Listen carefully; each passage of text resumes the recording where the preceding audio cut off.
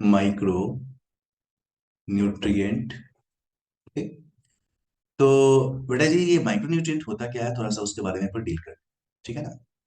देख हम लोग को पता है ना कि 10 मिलीमोल पर किलोग्राम से अगर कम मिलता है तो उसको हम लोग बोलते हैं माइक्रो न्यूट्रिएंट। और उसका एग्जांपल है कल क्यों फिर मैंने फिर मुंबई जाकर बिरयानी नहीं खाई। ओके। ये इसका एग्जांपल है। ठीक है बेटा। तो चल सबके बारे में हम लोग एक एक करके डिस्कस कर लेते हैं। ठीक है ना। तो इसमें एनसीईआरटी का जो चार्ट है उसी के अकॉर्डिंग अपन चलेंगे। सबसे पहले अपन ऐसा करते हैं, फेरस को देख लेते हैं इसको। ठीक है ना। सबसे पहला एग्जांपल माइक्रोन्यूट्रिएंट का हम लोग लेंगे आयरन। ठीक है ना। फेरस को हम लोग ले लेते हैं। ओके बेटा। अगर बेटा जी हम लोग आयरन की बात करेंगे, ठीक है ना, तो सबसे पहला पॉइंट तो किस फॉर्म में वो प्लांट के द्वारा एब्जॉर्ब किया जाता है। ठीक है बेटा। तो ये मोस्ट देखिए जनरली मोस्ट कॉमन आयनिक स्टेट है ना, उसी के फॉर्म में मिनरल्स एब्जॉर्ब होते हैं जनरली। ठीक है ना। तो फेरस का जो होता है वो Fe3+ होता है, तो उसी फॉर्म में होगा। लिख सकते हैं absorbed by plant in the form of Fe3+। ठीक है ना। Fe3+ के फॉर्म में ये एब्जॉर्ब किया जाता है। ठीक है ना। उसके बाद हम लोग देखेंगे, तो पता है तुमको ये जो माइक्रोन्यूट्रिएंट है, वैसे ये सारे के सारे माइक्रोन्यूट्रिएंट है, क्लोरीन कॉपर मैग्नीज फेरस, हमारा मॉलिब्डेनम जिंक बोरॉन निकेल, सब हमारा माइक्रोन्यूट्रिएंट है। लेकिन इस माइक्रोन्यूट्रिएंट में सबसे ज्यादा मात्रा में कौन पाया जाता है प्लांट में। अगर अपन इसके बारे में बात करेंगे तो हम लोग देखेंगे क्या आयरन सबसे ज्यादा मात्रा में पाया जाता है। ठीक है ना। तो हम बोल सकते हैं ये क्या है हमारा, बहुत इंपॉर्टेंट पॉइंट है ये, मोस्ट एबंडेंट। ठीक है ना। मोस्ट एबंडेंट माइक्रोन्यूट्रिएंट है ये, सबसे ज्यादा मात्रा में पाए जाने वाला माइक्रोन्यूट्रिएंट हमारा, ये हम लोग को ध्यान में रखना पड़ेगा। ठीक है बेटा। उसके अलावा हम लोग देखें, ठीक है ना, तो ये बेटा कहाँ कहाँ पाया जाता है उसके बारे में बात करते हैं। हम लोग बात करेंगे प्लांट के रिस्पिरेशन में। ठीक है ना, कि उसमें इलेक्ट्रॉन ट्रांसपोर्ट चेन होता है, ईटीसी होता है, उसमें ये पाया जाता है, मतलब रिस्पिरेशन के लिए जरूरी है। तो ये प्रेजेंट है इन इलेक्ट्रॉन ट्रांसपोर्ट सिस्टम, ईटीएस में प्रेजेंट होता है। मैं नाम लिख देता हूं पूरा, आगे डिस्कस करेंगे हम लोग। Electron transport system. ठीक है ना। और इसका काम क्या होता है बेटा, इसका काम है एटीपी फॉर्मेशन में मदद करना। ठीक है ना। मैं लिख देता हूं हेल्प इन एटीपी फॉर्मेशन। ठीक है ना। अपन डिस्कस करेंगे बेटा इसके बारे में, एटीपी का फॉर्मेशन कैसे ये करता है, आने वाले टॉपिक में अपन इसको डील करेंगे। ठीक है बेटा। तो आयरन का ये काम है। उसके अलावा हम लोग देखेंगे तो एक इंपॉर्टेंट चीज जो तुम्हें लीक से हट करके यहाँ पे दिया हुआ है, ये प्लांट में क्लोरोफिल फॉर्मेशन के लिए भी हेल्पफुल है। ठीक है ना। तुम लोग बोल सकते हैं ये यूजफुल है या हेल्पफुल है, हेल्पफुल है इन क्लोरोफिल सिंथेसिस। ठीक है ना। क्लोरोफिल का जो सिंथेसिस होता है बेटा इसी के द्वारा होता है। ठीक है। उसके अलावा हम लोग देखेंगे तो और क्या ये करता है बेटा, तो एक एंजाइम है कैटालेज। ठीक है ना। हम लोग डिस्कस करेंगे प्लांट में ना एक बहुत ही खतरनाक केमिकल बनते हैं जिसको बोलते हैं हम लोग हाइड्रोजन पेरोक्साइड, H2O2। ये जहरीला है प्लांट के लिए। ठीक है ना। टॉक्सिक टू प्लांट है, मैं लिख देता हूँ टॉक्सिक टू प्लांट है। तो प्लांट क्या करता है, क्योंकि उसमें ये चीज बनना ही बनना है लेकिन टॉक्सिक है, तो उसको न्यूट्रल करता है प्लांट, उसको तोड़ देता है। किसमें, तो वाटर में और ऑक्सीजन में। ठीक है ना। तो यहाँ पे इसको तोड़ने के लिए जिस एंजाइम की आवश्यकता होती है उस एंजाइम को हम लोग बोलते हैं कैटलेज। ठीक है ना। कैटलेज एंजाइम है, तोड़ने के लिए उसको उसकी नीड होती है ताकि वो इस केमिकल से बच सके। बेटा ये कैटलेज एंजाइम का भी फॉर्मेशन यही करता है। ठीक है ना। तो मैं इसको भी लिख देता हूं यूजफुल इन सिंथेसिस ऑफ, समझना, कैटलेज। ठीक है बेटा। कैटलेज जो है उसका भी फॉर्मेशन यही करता है। ठीक है बेटा। तो इस तरीके से अगर हम लोग देखें तो हमें क्या पता चला कि ये जो हमारा आयरन है this one is very much important. Okay. वो Fe3+ के फॉर्म में एब्जॉर्ब होता है। दूसरा हम लोग को याद रखना है मोस्ट अबंडेंट माइक्रोन्यूट्रिएंट। जितने भी माइक्रोन्यूट्रिएंट है उसमें सबसे ज्यादा पाया जाने वाला माइक्रोन्यूट्रिएंट है। इलेक्ट्रॉन ट्रांसपोर्ट सिस्टम में ये होता है जो कि रेस्पिरेशन के लिए नेसेसरी है। उसके अलावा हम लोग देखेंगे तो ये क्लोरोफिल सिंथेसिस के लिए निहायत ही जरूरी है, बहुत ज्यादा जरूरी है। उसके साथ साथ कैटालिस एंजाइम के लिए बहुत जरूरी है, क्योंकि कैटालिस एंजाइम जो हमारा है वो करता क्या है, it is helpful in get rid of what, hydrogen peroxide. इससे छुटकारा प्राप्त करने में यह मदद करता है। ठीक है बेटा, तो आयरन के बारे में सारी चीजें क्लियर। हाँ यार, चैट बॉक्स में बताना। ओके बेटा, वेरी गुड। ओके अदिबा, रेशमी, फतेहा, वेरी गुड बेटा। ओके सविना, सुना है तुम लोग खूब पढ़े हो क्लास में, सच है क्या? ये सर वैसे ही बोल रहे हैं। अच्छा, क्या पढ़ रहे थे तुम लोग?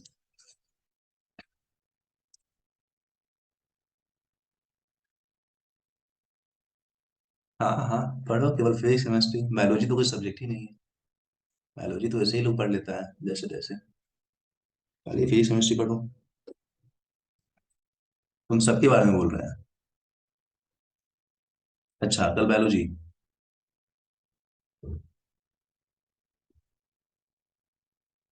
अच्छा,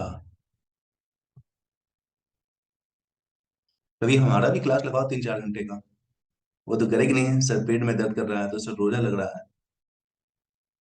अच्छा, कल विशाल विशाल सर क्या है? हाँ, हम आएंगे तब तो वही करेंगे, सारा क्लास बंद करवा करके केवल हम अपना क्लास लगवा। देख, मई के बाद तो आना है, मतलब 5-6 मई के बाद तो आना है पटना, तो फिर तुम्हारे पास आ जाएंगे। ओके, चल ठीक है, आते हैं। फिर इसके बाद आते हैं हम लोग क्लोरीन पे। ठीक है ना? अब हम लोग क्लोरीन पे आते हैं, ध्यान दें। क्लोरीन, ठीक है बेटा। क्लोरीन भी बड़ा ही इंपॉर्टेंट केमिकल है। ठीक है ना? क्लोरीन जो है, this one is very much important. हम लोग जो opening of closing of stomata दिखा रहे थे, वहां पे क्लोरीन भी आता है बेटा, उस दिन जो है ना, मैंने ये चीज शायद नहीं बताया था। चलो कोई नहीं। क्लोरीन के बारे में सबसे पहला पॉइंट, कैसे एब्जॉर्ब किया जाता है, तो ये एब्जॉर्ब होता है by plant cell in the form of क्या, Cl-आयन। पहला पॉइंट, Cl- आयन फॉर्म के रूप में ये एब्सॉर्ब होता है प्राण के द्वारा। ठीक है ना? उसके साथ साथ इसका काम क्या है, तो जहां पे भी कैटायन का ट्रांसपोर्ट होता है ना, वहां पे एनायन भी ट्रांसपोर्ट होता है, या कैटायनिक एनायनिक बैलेंस के लिए रिस्पॉन्सिबल है। ठीक है ना? तो बोल सकते हैं ये जनरली रिस्पॉन्सिबल है फॉर किस काम के लिए, तो कैटायन एंड एनायनिक बैलेंस। अब तुम बोलोगे कि सर ये कैटायनिक एनायनिक बैलेंस क्या है? ठीक है ना? तो चलिए जी, इस कैटायनिक एनायनिक बैलेंस को अपन ऐसा करते हैं, अंडरलाइन कर देते हैं ताकि हम लोग समझ पाए। ठीक है ना? Cationic anionic balance, positive charge और नेगेटिव चार्ज को बैलेंस करना, इसी को बोलते हैं बेटा। ध्यान दें, जैसे मान ले ये हमारा क्या है, गार्ड सेल है। पता है ना हम लोगों को, ये है अपना प्यारा सा गार्ड सेल। ठीक है ना? हमें ये चीज पता है ना बेटा कि ये गार्ड सेल जो है, अगर इसका ओपनिंग हो, ठीक है ना, ओपनिंग गार्ड सेल का हो, या ओपनिंग ऑफ स्टोमाटा हो, ठीक है ना, तो बेटा जी जब स्टोमाटा का ओपनिंग हो रहा होता है, तो आपको पता है ना कि क्या होगा यहाँ पे, असल में पोटेशियम आयन अंदर में जा रहा होता है, याद करो। और बदले में H+ आयन बाहर निकल रहा होता है ना। तो चलो पोटेशियम आयन में दिखाता हूँ, केवल K+ आयन अंदर में जा रहा है, मतलब पॉजिटिव चार्ज बेटा अंदर में जा रहा है। अगर बेटा जी पॉजिटिव चार्ज अंदर में जा रहा है, तब तो नेगेटिव चार्ज भी साथ जाना चाहिए ना, ताकि अंदर में न्यूट्रल हो। तो होता क्या है कि यहाँ पे पॉजिटिव साथ के साथ साथ, जैसे कहीं पे हस्बैंड गया, तो पीछे पीछे वाइफ भी जाएगी, तुम कहाँ जा रहे हो, हम भी साथ साथ चलेंगे। जमाना ऐसा ही है। तो वैसे ही कैटायन जहां पे जाएगा ना, उसके पीछे पीछे एनायन भी जाएगी ना ना, हम भी चलेंगे, रुको। ठीक है ना? और ये जो एनायन है, this one is nothing but chlorine ion. Okay, chlorine ion. ठीक है बेटा। तो कैटायन और एनायन जो है ना, दोनों साथ साथ पे चलेंगे ताकि न्यूट्रल होना चाहिए। तो opening and closing of stomata में तुम देख सकते हो, कैटायनिक एंड एनायनिक जो बैलेंस है, वो हमारा जो है यहाँ पे होता है। ठीक है ना? उसके अलावा अगर हम लोग देखेंगे, कहीं कहीं पे यहाँ पे सोडियम का ट्रांसपोर्ट होता है, तो सोडियम को बैलेंस करने के लिए भी इसकी नीड होती है बेटा। ठीक है ना? लेकिन ये एग्जांपल क्योंकि मैंने छोड़ दिया था, क्लोरीन वहां पे नहीं दिखाया था, इसलिए मैंने यहाँ पे लिख दिया। ठीक है? चलिए जी, अगला हम लोग इसका यूज देखते हैं। बेटा तुमको पता है, जो प्लांट हमारा था, याद कर हमने बताया था, जो प्लांट हमारा होता है, वो प्लांट ट्रांसपिरेशन के जरिए पानी ऊपर लेता है। पानी किस लिए लेता है? ताकि कार्बन डाइऑक्साइड और पानी के साथ रिएक्शन करके फोटोसिंथेसिस कर सके और ग्लूकोज का फॉर्मेशन कर सके, है ना? ये जो ग्लूकोज है, इसका फॉर्मेशन कर सके। ठीक है? तो बेटा यहाँ पे जो ग्लूकोज हमारा बनने वाला है, समझना मेरी बात, यहाँ पे जो ग्लूकोज बनने वाला है, वो कैसे बना? कार्बन डाइऑक्साइड और वाटर के जुड़ने के साथ, और उसके साथ साथ क्या होता है, ऑक्सीजन अपना निकलता है। ये अपना प्यारा सा जो ऑक्सीजन निकला है ना बेटा, ये कहाँ से निकला है? कार्बन डाइऑक्साइड से या वाटर से? हम लोग बात करेंगे ना तो असल में इस वाटर से ये निकलता है। डिस्कस करेंगे हम लोग। पानी जो प्लांट लेता है ना, उस पानी को तोड़ करके ऑक्सीजन निकालता है। मतलब क्या, फोटोसिंथेसिस में पानी टूटता है, स्प्लिटिंग ऑफ वाटर होता है। समझना मेरी बात। फोटोसिंथेसिस में क्या होता है? Splitting of water. मैं लिखता हूँ स्प्लिटिंग। स्प्लिट का मतलब टूट जाना। स्प्लिटिंग ऑफ क्या? वाटर। कब? तो ड्यूरिंग फोटोसिंथेसिस। ठीक है ना? फोटोसिंथेसिस। बेटा जी, ज्ञान का बात यहाँ पे ये है कि ये जो splitting of water during photosynthesis हो रहा है ना, पानी का जो टूटना है, वो टूटना तभी संभव है जब हम लोग उसको क्लोरीन आयन दे। ठीक है ना? ये पानी है, पानी टूटा प्रोटॉन में और ऑक्सीजन में। उसके टूटने के लिए जरूरी है कि उसको हम लोग क्या दें? क्लोरीन दें। खाली क्लोरीन ही नहीं, मैग्नीज भी देना पड़ता है, ये भी हम लोग को याद रखना पड़ेगा। ठीक है ना? मतलब क्या, फोटोसिंथेसिस के समय में स्प्लिटिंग ऑफ वाटर के लिए जरूरी है कि क्लोरीन और मैग्नीज दिया जाए। अगर किसी प्लांट में क्लोरीन और मैंगनीज ना होना तो उसमें स्प्लिटिंग ऑफ वाटर ही नहीं होगा, पानी टूटेगा ही नहीं। अब बेटा जब पानी नहीं टूटेगा तो फिर फोटोसिंथेसिस कैसे होगा? ना। तो इस तरीके से हम लोग बोल सकते हैं this is also important for splitting of water और फोटोसिंथेसिस। ठीक है बेटा? तो इस तरीके से अगर हम लोग देखेंगे तो Cl माइनस आयन के रूप में प्लांट उसको एब्जॉर्ब करता है। दूसरा याद रखना है कि कैटायनिक और एनायनिक बैलेंस के लिए क्लोरीन का बहुत इंपॉर्टेंट है। तीसरा हम लोग को याद रखना है स्प्लिटिंग ऑफ वाटर जो है बिना क्लोरीन का संभव ही नहीं है। ठीक है ना बेटा? तो ये तीन इंपॉर्टेंट पॉइंट हम लोगों को यहाँ पे याद रखना था। चीजें क्लियर है बेटा जी? हाँ या ना? बताना चैट बॉक्स में। ओके। वेरी गुड बेटा, very good Aspi. Excellent Savina. Good good. Clear है, वेरी गुड बेटा। चल ठीक है, आगे बढ़ते हैं ना। ओके। तो क्लोरीन अपना हो गया। क्लोरीन के बाद हम लोग चलते हैं आगे मैंगनीज पे। ठीक है ना? मैंगनीज पे चलते बेटा। ठीक है ना? Mn पे चलते हैं, मैने पे चलते हैं। ठीक है ना? मैंगनीज। ठीक है, ध्यान देना बेटा। अगर मैंगनीज को हम लोग देखेंगे तो इसको Mn2+ के फॉर्म में एब्जॉर्ब किया जाता है। पहला point, absorbed by plant in the form of Mn2+। इसके फॉर्म में बेटा इसको एब्जॉर्ब किया जाता है प्लांट के द्वारा। एक काम तो बता ही दिए क्या है। इसका काम है हमारा वाटर को स्प्लिट करने के लिए, तो वो तो तुम समझ गए। मैं लिख देता हूं ऐसे, रिस्पॉन्सिबल फॉर क्या? तो पता है हम लोगों को स्प्लिटिंग ऑफ वाटर किस समय? तो ड्यूरिंग फोटोसिंथेसिस ना। फोटोसिंथेसिस के समय में पानी इसी के जरिए टूटता है और ऑक्सीजन बाहर निकलता है, जिससे हम लोग सांस लेते हैं। ठीक है ना? और क्लोरीन भी चाहिए, केवल मैंगनीज से काम नहीं चलेगा, क्लोरीन भी चाहिए। ठीक है ना? उसके अलावा हम लोग बात करेंगे बेटा, तो इसका एक जो एक्स्ट्रा पॉइंट तुम्हें याद रखना है वो ये है कि बहुत सारे एंजाइम को ये एक्टिवेट भी करता है, एक्टिवेटर के जैसे भी ये काम करता है। ठीक है ना? ये एक्स्ट्रा पॉइंट मैं लिख रहा हूं, एक्टिवेट्स वेरियस एंजाइम्स। बहुत सारे एंजाइम को बेटा जी ये क्या करता है? एक्टिवेट करता है, जो कि इन्वॉल्व है। किस काम में इन्वॉल्व है? तो बेटा ध्यान देना, किस किस काम में इन्वॉल्व एंजाइम को एक्टिवेट करता है, मैं लिखता हूं। कुछ एंजाइम जो फोटोसिंथेसिस में इन्वॉल्व है, उसको ये एक्टिवेट करेगा। ठीक है बेटा? कुछ एंजाइम जो रिस्पिरेशन में इन्वॉल्व है, उसको ये एक्टिवेट करेगा। उसके अलावा कुछ एंजाइम जो नाइट्रोजन मेटाबॉलिज्म करते हैं ना, ठीक है, नाइट्रोजन मेटाबॉलिज्म जो करेंगे, उसको भी एक्टिवेट करने के लिए रिस्पॉन्सिबल होगा। नाइट्रोजन वाला तो एग्जांपल भी हम लोग डिस्कस करेंगे आने वाले समय में। ठीक है ना? ये नाइट्रोजन वाले के बारे में तो सोचना ही नहीं है, हम लोग डिस्कस भी करेंगे कि कैसे मैग्नीज कोई विशेष एंजाइम को एक्टिवेट करने के लिए रिस्पॉन्सिबल है। ठीक है ना बेटा? तो मैग्नीज के बारे में हम लोग को इतना ही पॉइंट याद रखना है। क्या क्या याद रखना था बेटा? ध्यान दो। सबसे पहले तो Mn2+ के फॉर्म में इसको एब्जॉर्ब किया जाता है। ठीक है ना? दूसरा, स्प्लिटिंग ऑफ वाटर बहुत जरूरी है। ठीक है ना? स्प्लिटिंग ऑफ वाटर जो हमारा है उसके लिए जरूरी है। उसके साथ साथ ये जो है ना, ठीक है ना, फोटोसिंथेसिस रिस्पिरेशन जो है उसके लिए इसकी आवश्यकता होती है। ठीक है बेटा? तो मैग्नीज क्लियर ना? हाँ या ना? बताना मुझे। ओके बेटा, एक पॉइंट एक्स्ट्रा केवल याद रखना है, ये बहुत सारे एंजाइम को ये एक्टिवेट करता है। ओके खाती बाब। ओके बेटा। रेशमी। अच्छा, वो माही नहीं आ रही है आजकल। क्लास में आती है कि नहीं?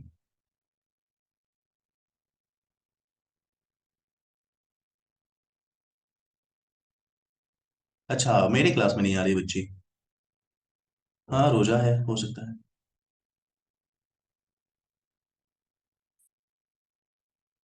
चलो कोई नहीं। हाँ, पहले रेगुलर थी, जब से रोजा स्टार्ट हुआ तब से वो नहीं आ रही। चलो कोई नहीं, मैग्नीज के आगे चलते हैं बेटा। ठीक है ना? मैग्नीज के आगे हम लोग चलते हैं। मैग्नीज के आगे हम लोग चलते हैं मॉलिब्डेनम पे। ठीक है? मॉलिब्डेनम, एमओ पर। ध्यान देना बेटा।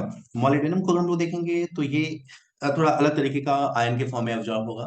ठीक है ना? मैं लिखता हूँ, absorb by plant in the form of मॉलिब्डेट ion. मॉलिब्डेट ion को कैसे लिखते हैं? MoO2+। मॉलिब्डेट आयन इसको बोलते हैं। तो इस फॉर्म में ये एब्जॉर्ब होगा, मॉलिब्डेट आयन के फॉर्म में ये एब्जॉर्ब होगा। ठीक है ना? उसके साथ साथ ये भी बहुत सारे एंजाइम को एक्टिवेट करने के लिए रिस्पॉन्सिबल है। ठीक है ना? मैं लिख देता हूँ, responsible for activation of various enzyme. ठीक है ना? और उस वेरियस एंजाइम्स में कौन कौन सा हो जाएगा बेटा, ध्यान देना। ठीक है ना? ये जो वेरियस एंजाइम्स हैं उसमें जो सबसे फेमस एग्जांपल जो हमारा है वो है नाइट्रोजनेज। हम लोग डिस्कस करेंगे, नाइट्रोजन मेटाबॉलिज्म के लिए रिस्पॉन्सिबल है नाइट्रोजनेज। उसके लिए ये नेसेसरी होता है। ठीक है ना? तो ये जो हमारा है ना, तो और हम लोग, हाँ, एक और एंजाइम है N2 रिडक्टेज, उसके लिए भी ये रिस्पॉन्सिबल होता है, N2 रिडक्टेज। ये भी हमारा नाइट्रोजन मेटाबॉलिज्म के लिए ही रिस्पॉन्सिबल एंजाइम। ठीक है ना? तो यही दो इंपॉर्टेंट पॉइंट हम लोग को याद रखना है, ज्यादा याद रखने की आवश्यकता यहाँ पे नहीं है बेटा।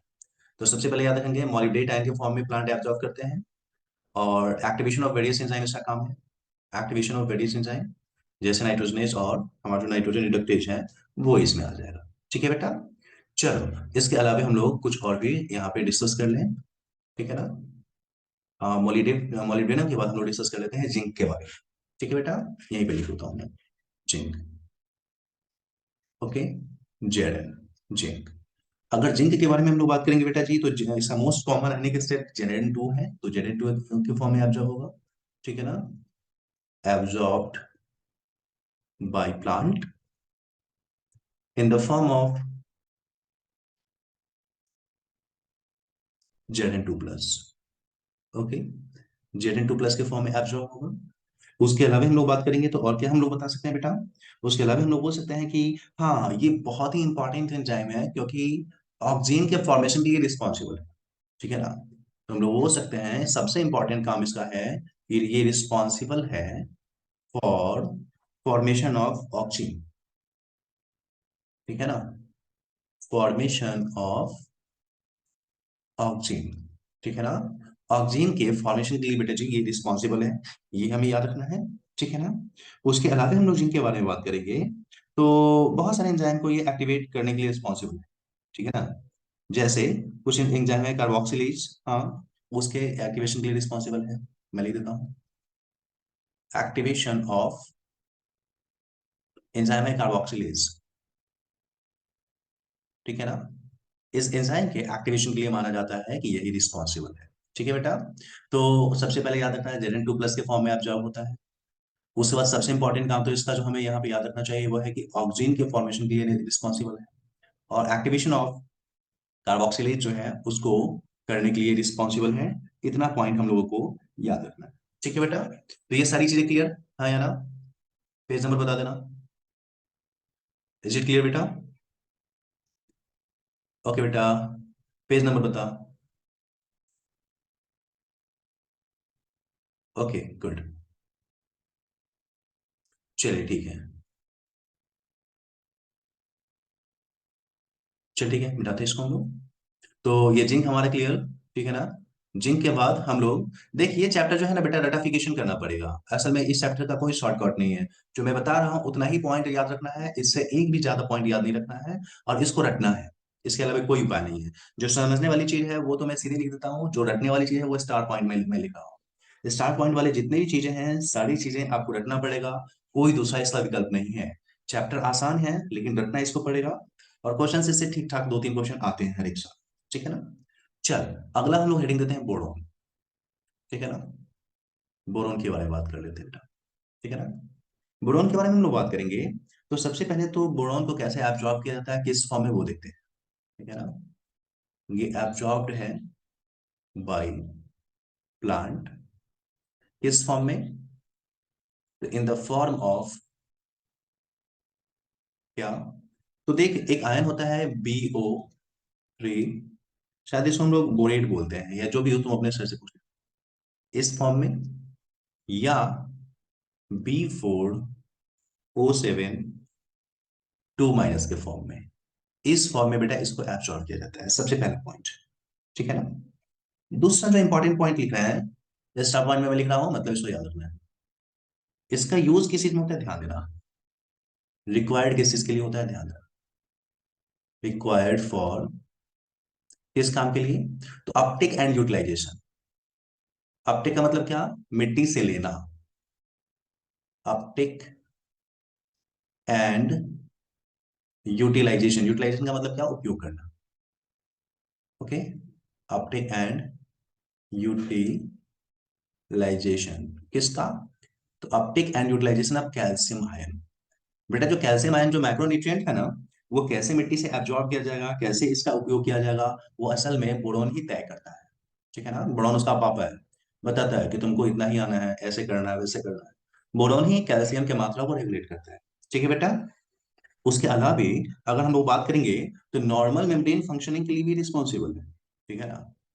बोल सकते हैं ये रिस्पॉन्सिबल है फॉर, किस काम के लिए, तो नॉर्मल मेम्ब्रेन फंक्शनिंग, ठीक है ना। मेम्ब्रेन जो है उसके नॉर्मल फंक्शनिंग के लिए ये रिस्पॉन्सिबल होता है।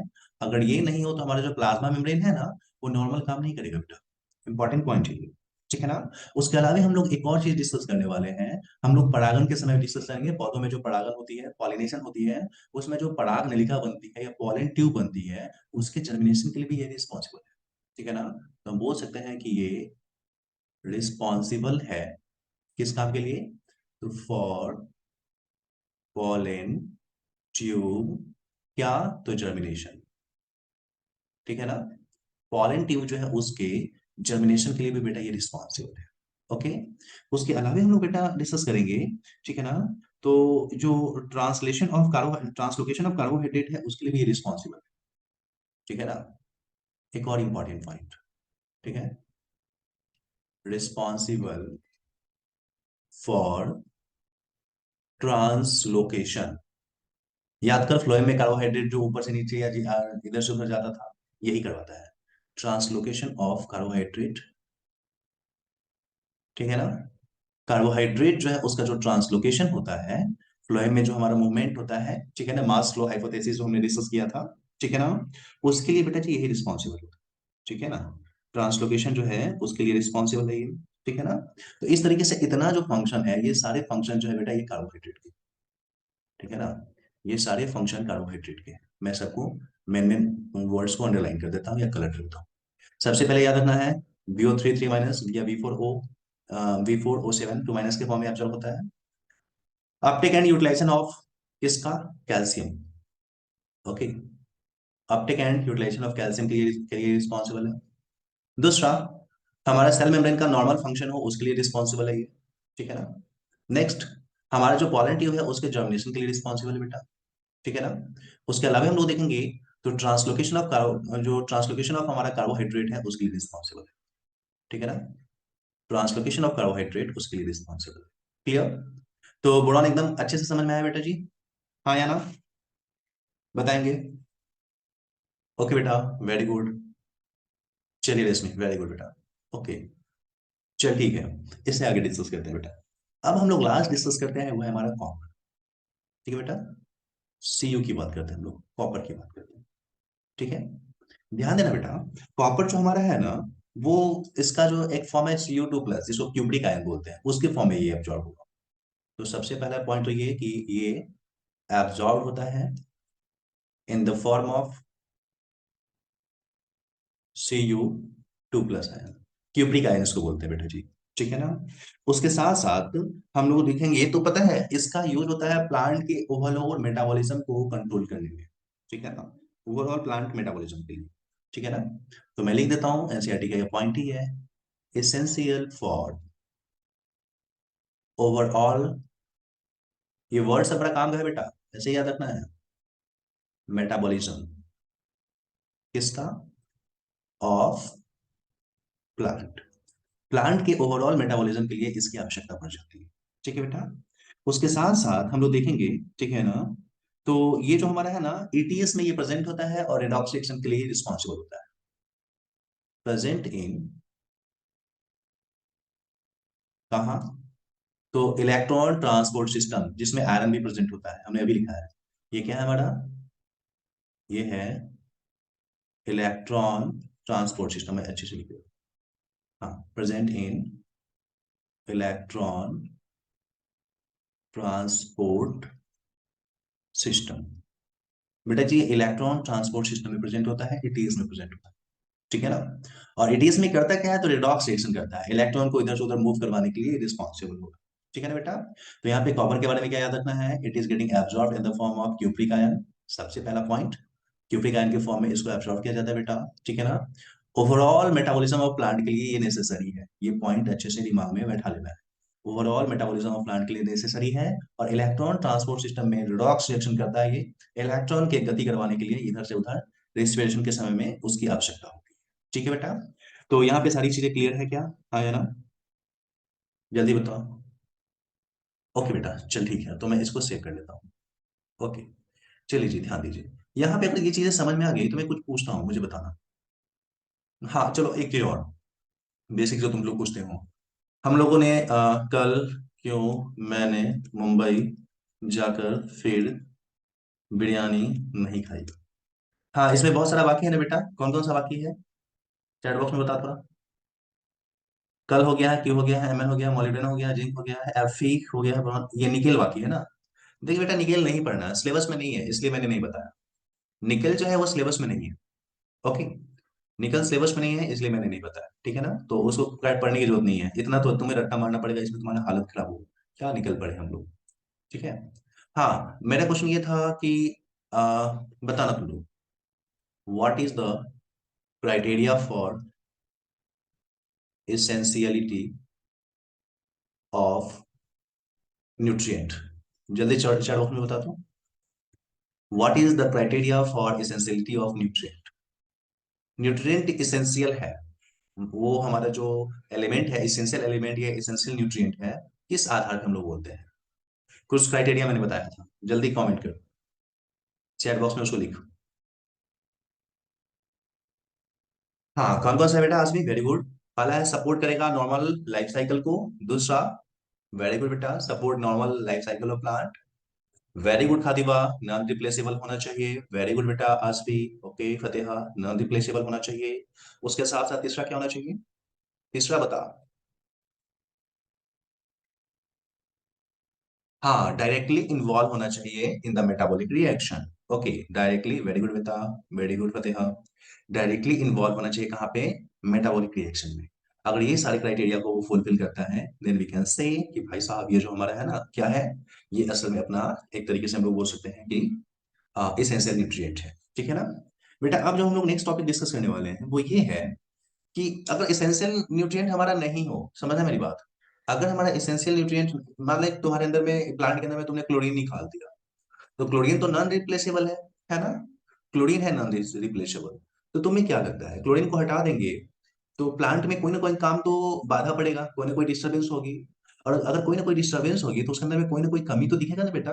हाँ, मतलब क्या, इसेंशियल एलिमेंट की कमी होने से क्या होता है, प्लांट में कोई ना कोई कमी दिखती है। उस कमी को हम लोग बोलते हैं डिफिशियंसी सिम्टम। डिफिशियंसी मतलब कमी, सिम्टम मतलब कि गुण। ठीक है ना। डिफिशियंसी सिम्टम दिखना स्टार्ट हो जाता है। जैसे तुम चावल दाल रोटी सब्जी खाते हो, मान लो तुमको सब्जी नहीं दिया गया, तो क्या होता है, डॉक्टर बोलता है इसको सब्जी नहीं खिला रहे हो, हरा सब्जी, इसलिए इसका आंख कमजोर हो गया है, विटामिन नहीं मिल रहा है, मिनरल्स नहीं मिल रहा है ना, क्योंकि एसेंशियल है हमारे लिए। वैसे ही प्लांट के लिए ये 17 जो हमारे न्यूट्रिएंट है, these are very much essential. अगर ये नहीं होगा तो उसके अंदर में कुछ कैरेक्टर अपीयर होंगे, उस कैरेक्टर को क्या बोलेंगे हम लोग? डिफिशियंसी सिम्टम बोलेंगे। ठीक है ना। तो हम लोग अब डिस्कस करने वाले हैं कि इसेंशियल एलिमेंट की कमी होने के कारण से कौन कौन से मेन डिफिशियंसी सिम्टम उत्पन्न होता है। ठीक है ना। ठीक है, तो अब हम लोग बेटा डिस्कस करने वाले हैं डिफिशियंसी सिम्टम। ठीक है ना। पहले अपन हेडिंग दे लेते हैं, deficiency symptom of essential element. 1 minute. Okay बेटा जी। तो अब हम लोग डिस्कस करते हैं deficiency symptom of essential element. Okay. Deficiency, ठीक है ना, सिम्टम ऑफ एसेंशियल एलिमेंट। ठीक है ना। एसेंशियल एलिमेंट का जो डिफिशियंसी सिम्टम है, कमी, कमी के कारण जो उसमें गुण अपीयर हो रहा है, उसके बारे में डिस्कस करेंगे। ठीक है बेटा। चल ध्यान दे, एक प्लांट हम बनाते हैं, बड़ा प्यारा सा प्लांट बनाएंगे। ये रहा अपना प्यारा सा प्लांट। ठीक है ना। और ये बेचारा प्लांट जो है वो क्या करता है, तुम्हें पता ही है, बेचारा मिनरल्स को एब्सॉर्ब करता है और एब्सॉर्ब करके अपना ग्रोथ एंड डेवलपमेंट करता है। ठीक है ना। तो मान ले कोई एसेंशियल एलिमेंट प्लांट को जो ले रहा था उतना मात्रा में नहीं मिल रहा है। मैं लिख देता हूँ यहाँ। ठीक है ना। पार्टिकुलर एसेंशियल एलिमेंट जो है ना, वो उस मिट्टी में उसका कंसंट्रेशन जो है वो कम हो गया है। ठीक है बेटा। अगर किसी पार्टिकुलर इसेंशियल एलिमेंट का उस मिट्टी में कमी हो गया है, तो तुम्हें क्या लगता है प्लांट को इसेंशियल एलिमेंट अब मिलेगा उतना ज्यादा मात्रा में? ना, नहीं मिलेगा। मतलब बोल सकते हैं कि यहाँ पे डिफिशियंसी हो जाएगा। ठीक है ना। एलिमेंट, पार्टिकुलर एलिमेंट जो है, उस पार्टिकुलर एलिमेंट का क्या होगा, डिफिशियंसी हो जाएगा ना। प्लांट में वो चीज नहीं मिलने वाला है तो डिफिशियंसी हो जाएगा बेटा। और जब बेटा उसका डिफिशियंसी हो जाएगा, उसकी कमी हो जाएगी, तो क्या होगा, उसमें पार्टिकुलर ग्रोथ चेक हो जाएगा ना, पार्टिकुलर ग्रोथ नहीं हो पाएगा ना। पार्टिकुलर ग्रोथ उसमें नहीं हो पाएगा। जैसे तुमको दूध दही ये सब देना बंद कर दिया जाए, तो क्या होगा, तुम्हारी लंबाई, तुम्हारी हाइट उतने अच्छे से नहीं बढ़ेगी, तुम मोटे नहीं होगे ना, पतले दुबले हो जाओगे। तो वैसे ही यहाँ पे क्या हुआ है कि ये चीजें नहीं दिया गया। तो इस कारण से क्या होगा, इसमें ग्रोथ जो है ना रुक जाएगा, ग्रोथ में अवरोध हो जाएगा। अवरोध हो जाने को हम लोग बोलते हैं स्टंटेड। वर्ड पे ध्यान देना बेटा, स्टंट कर जाना। ठीक है ना। ग्रोथ कैसा हो जाएगा बेटा, स्टंटेड ग्रोथ हो जाएगा। ठीक है ना। ग्रोथ अब जो है बेटा जी उतना अच्छे से नहीं होने वाला है। That one is known as stunted growth. Growth उस प्लांट का नहीं बढ़ने वाला है। ठीक है ना। और स्टंटेड जब ग्रोथ होगा बेटा, तो कुछ गुण तो दिखेगा ना, वो उसका जो है उसमें वृद्धि नहीं हो रही है, तो उसके स्टैंडर्ड ग्रोथ में कुछ कैरेक्टर तो दिखेगा। तो कौन कौन सा कैरेक्टर अपियर होगा वो बताता हूँ। ठीक है ना। करेक्टरिस्टिक कौन कौन से अपियर होंगे बेटा जी, वो देखते हैं। सबसे पहला जो बेटा कैरेक्टर अपियर होगा उस प्लांट में जिसमें एसेंशियल एलिमेंट नहीं है, वो ये है कि उसमें नेक्रोसिस स्टार्ट हो जाएगा। बहुत डिटेल में डिस्कस करने वाले हैं, अभी केवल याद रखना। नेक्रोसिस, नेक्रोसिस का मतलब होता है लीफ का, पत्ती का सिकुड़ जाना, पत्ती का खड़ा होना। ठीक है ना। सॉरी सॉरी, नेक्रोसिस का मतलब हाँ, उसके उसका मरना स्टार्ट हो जाना, सिंपली हम लोग बोल सकते हैं डेथ होना स्टार्ट हो जाना, हम बोल सकते हैं। दूसरा जो कैरेक्टर दिखेगा उसमें, वो दिखेगा क्लोरोसिस। क्लोरोसिस, क्लोरोसिस का मतलब क्या होता है, पत्ती का पीला पीला हो जाना, पत्ते में पीलापन हो जाना, ये दिखना स्टार्ट हो जाएगा। उसके अलावा हम लोग देखेंगे तो नेक्स्ट क्या है, pre mature fall of birds and leaf. ध्यान देना, प्री मेच्योर मतलब मेच्योर होना, बड़े होने से पहले गिर जाना, किसका, तो fall of birds and leaf. जो पत्ती है ना, वो बड़ा होगा, फोटोसिंथेसिस करेगा, फिर मर जाएगा, कोई दिक्कत नहीं है। लेकिन पता चला पत्ती जो हमारा बड़ा हुआ नहीं, वो गिर गया, तो उसको बोलेंगे प्रीमेच्योर फॉल। ठीक है ना। बर्ड्स, कली, कली जो हमारा है वो बड़ा होगा, खिलेगा, फूल में बदलेगा, लेकिन फूल में खिलने से पहले वो गिर गया, तो उसको बोलेंगे प्रीमेच्योर फॉल। ठीक है ना। ये कैरेक्टर अपीयर होना स्टार्ट हो जाएगा। उसके अलावा और कौन कौन से कैरेक्टर अपीयर हो सकते हैं बेटा, तो इनिबिशन ऑफ सेल जो है वो भी स्टार्ट हो जाएगा, सेल ग्रोथ जो है, सेल डिवीजन जो है वो भी बंद हो जाएगा। ठीक है ना। इनिबिशन ऑफ सेल डिवीजन, कोशिका की विभाजन जो है ना अब उतनी अच्छी से नहीं होगी, इनिबिट हो जाएगी, रुक जाएगी। ठीक है ना। और कोशिका की विभाजन रुक जाएगी तो प्लांट में मरम्मत कैसे होगा, प्लांट में ग्रोथ कैसे होगा, वो प्रॉब्लम है ना। उसके साथ साथ जो फ्लावर हमारा लगता था, मान लो कि 2 महीने में फ्लावर आ जाता था, पता चलेगा 5 महीना हो गया फिर भी फ्लावर नहीं आया। ठीक है ना। तो बोल सकते हैं delay of flower. Delay, delay का मतलब होता है लेट हो जाना। ठीक है ना। फूल जो है अब जल्दी जल्दी नहीं लगेगा। ठीक है बेटा। तो अगर किसी प्लांट में, ध्यान देना, अगर किसी प्लांट में पार्टिकुलर एलिमेंट का कंसंट्रेशन कम कर दिया जाए तो उस प्लांट में एलिमेंट की डिफिशियंसी हो जाएगी, ठीक है ना। और डिफिशियंसी होने के कारण क्या होगा, हाँ हाइट स्टंटेड ग्रोथ तो मैंने लिख ही दिया दिवा बेटा, स्टंटेड ग्रोथ मतलब ग्रोथ उसका नहीं बढ़ेगा, ठीक है ना। और स्टंटेड ग्रोथ में ये सारे कैरेक्टर अपीयर होंगे। कोई पौधा बौना रह गया, बौना रहने के साथ साथ कौन कौन से गुण उसमें आ सकते हैं वो मैं बता, ठीक है ना। तो एलिमेंट का डिफिशियंसी हो गया, ठीक है ना। डिफिशियंसी होने के बाद क्या होने वाला है, नेक्रोसिस होने वाला है, क्लोरोसिस होने वाला है, premature fall of birds and leaf होने वाले हैं, इनहिबिशन ऑफ सेल डिवीजन होने वाला है, और डिलेड फ्लावरिंग होने वाला है, ठीक है बेटा। तो डिफिशियंसी सिम्टम से कौन कौन से कैरेक्टर अपीयर होंगे वो सारी चीजें तुम्हें समझ में आया, कौन कौन से कैरेक्टर अपीयर होंगे बेटा, आ गया ना। तो कोई बोलेगा स्टैंडर्ड ग्रोथ, तो उसमें ये 5 पॉइंट लिख देना है। स्टैंडर्ड ग्रोथ के कारण जो अपीयर होने वाला है वो क्लोरोसिस है। क्लोरोसिस का मतलब होता है पत्ती का पीला हो जाना। नेक्रोसिस का मतलब होता है कोशिका का मर जाना, ठीक है बेटा। ओके, चलिए जी। तो हम लोग को ये चीज समझ में आ गया। अब बेटा एक क्वेश्चन और यहाँ पे आता है कि ये जो हमारा पार्टिकुलर एसेंशियल एलिमेंट है वो मिट्टी में कम हो गया है, ठीक है ना। लेकिन वो पार्टिकुलर एसेंशियल एलिमेंट मिट्टी में कितना कम हुआ है ये भी तो कहने का कॉन्सेप्ट है। हम कितना कम मात्रा में न्यूट्रिएंट देंगे या मिट्टी में कितनी कमी हो जाएगी जिसके बाद ये गुण दिखना स्टार्ट हो जाए ना। ध्यान देना, इसके लिए एक हम लोग विशेष प्रकार के शब्द को यूज करते हैं, नाम है उसका क्रिटिकल कंसंट्रेशन। ध्यान देना, क्रिटिकल कंसंट्रेशन। अब ये क्रिटिकल कंसंट्रेशन क्या है भाई साहब, ध्यान दें। मिट्टी में किसी इसेंशियल एलिमेंट का वो मात्रा जिससे अगर कम हो ना तो डिफिशियंसी सिम्टम अपीयर हो जाएगा, उसी को हम लोग बोलते हैं, क्या बोलेंगे, क्रिटिकल कंसंट्रेशन। मैं लिख सकता हूं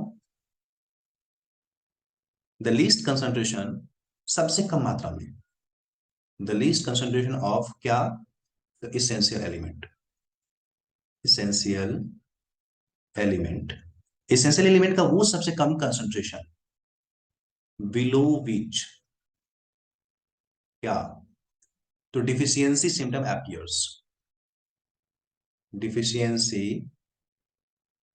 सिम्टम अपीयर्स, ठीक है ना। वो सबसे कम मात्रा जिससे कम जाने पे हम लोग क्या करेंगे, उससे थोड़ा भी कम कर दिए। जैसे तुम मार्केट में जा रहे हो, 10 रुपए गोभी दे रहा है, 10 रुपए केजी, तुम 11 रुपया दे दोगे फिर भी मिल जाएगा, 12 रुपया दे दोगे फिर भी मिल जाएगा, 25 रुपया दोगे फिर भी मिल जाएगा। लेकिन 10 रुपया से तुम 1 रुपया कम कर दोगे, 9 रुपया, तो तुमको नहीं देगा, भगा देगा। वैसे ही वो कंसंट्रेशन जिससे कम होने पर अब क्या होने वाला है, डिफिशियंसी सिम्टम अपीयर होने वाला है। उसी कंसंट्रेशन को हम लोग बेटा जी क्या नाम देते हैं, डिफिशियंसी सिम्टम, ठीक है बेटा। तो क्या ये क्लियर हो गया, हाँ या ना। डिफिशियंसी सॉरी क्या बोलते हैं, उससे कम होने पर जो हमारा कंसंट्रेशन हमारा जो होता है डिफिशियंसी, उससे कम होने पे जो आता है उस कंसंट्रेशन को बोलेंगे critical concentration. Critical concentration clear.